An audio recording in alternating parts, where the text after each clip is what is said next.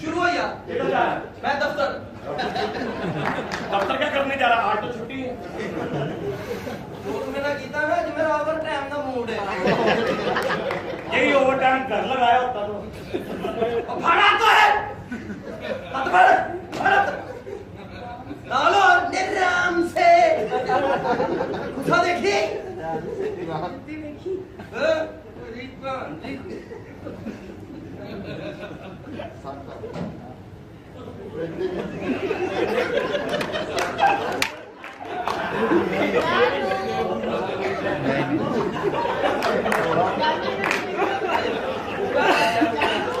क्या मेरी भैन अपना काम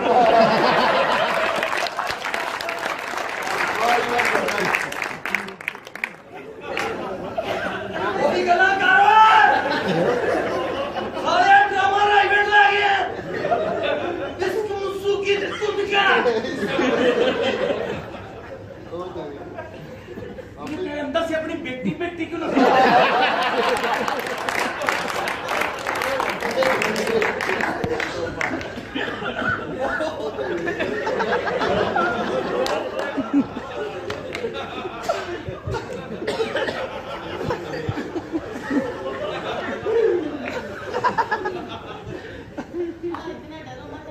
बाहर खींचा तो सुकून आया।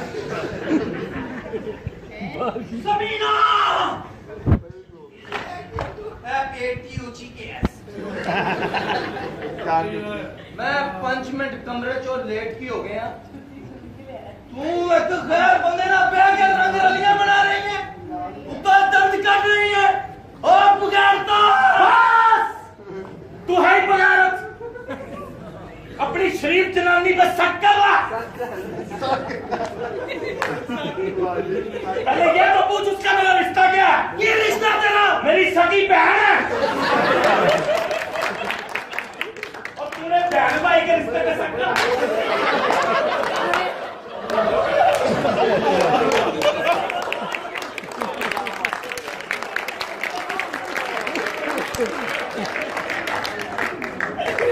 तीन साला कहता सही है तेरी भैन कटाऊं तो पहली बची हूं साले को डसाया वे तेरा मोबे मारनी है मैं खा के जा को पोजीशन दे दी हुंदी मरी ते मार के ले ਅਸੀਂ ਐਡੇ ਵੀ ਬਗਾਰਤ ਨਹੀਂ